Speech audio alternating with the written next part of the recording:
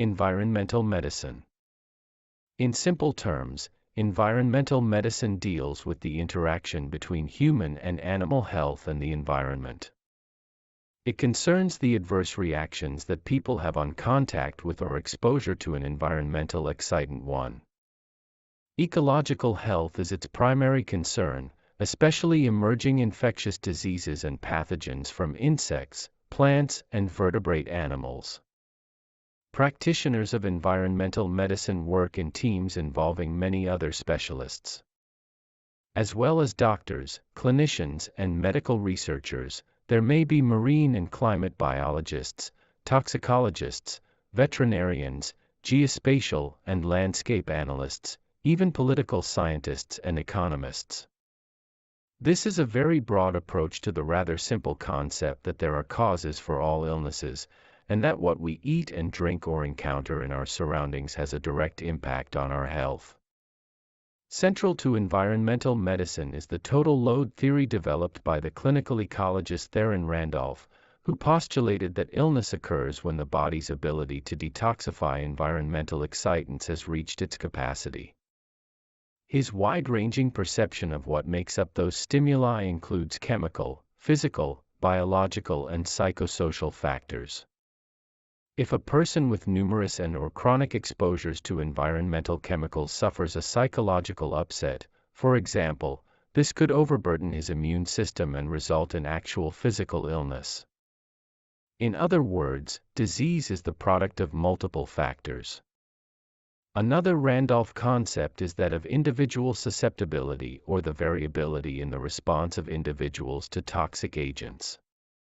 Individuals may be susceptible to any number of excitants, but those exposed to the same risk factors do not necessarily develop the same disease, due in large part to genetic predisposition. However, age, gender, nutrition, emotional or physical stress, as well as the particular infectious agents or chemicals and intensity of exposure, all contribute. Adaptation is defined as the ability of an organism to adjust to gradually changing circumstances of its existence, to survive and be successful in a particular environment. Dr. Randolph suggested that our bodies, designed for the Stone Age, have not quite caught up with the modern age, and consequently, many people suffer diseases from maladaptation, or an inability to deal with some of the new substances that are now part of our environment.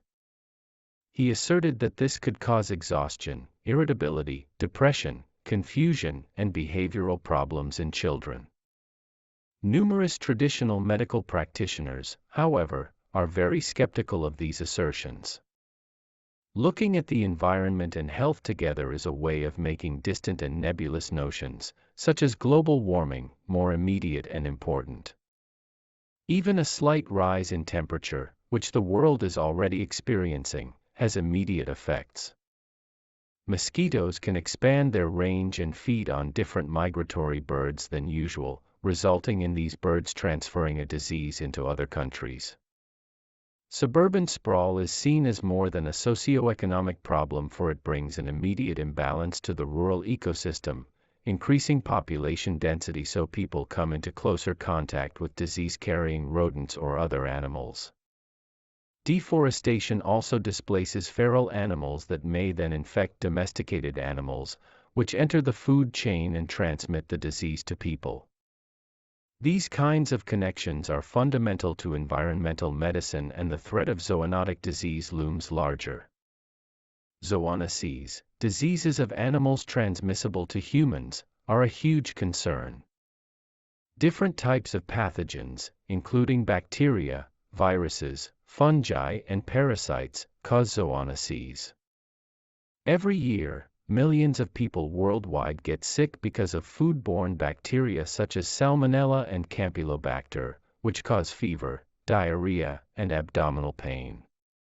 Tens of thousands of people die from the rabies virus after being bitten by rabid animals like dogs and bats.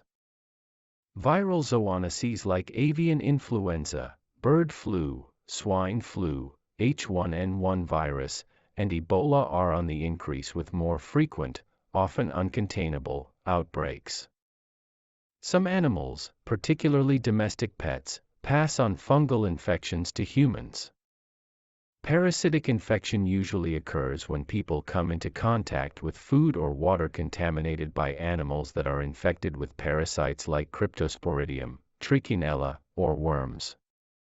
As the human population of the planet increases, encroaching further on animal domains and causing ecological change, interprofessional cooperation is crucial to meet the challenges of dealing with the effects of climate change, emergent cross-species pathogens, rising toxicity in air, water, and soil, and uncontrolled development and urbanization. This can only happen if additional government funds are channeled into the study and practice of environmental medicine.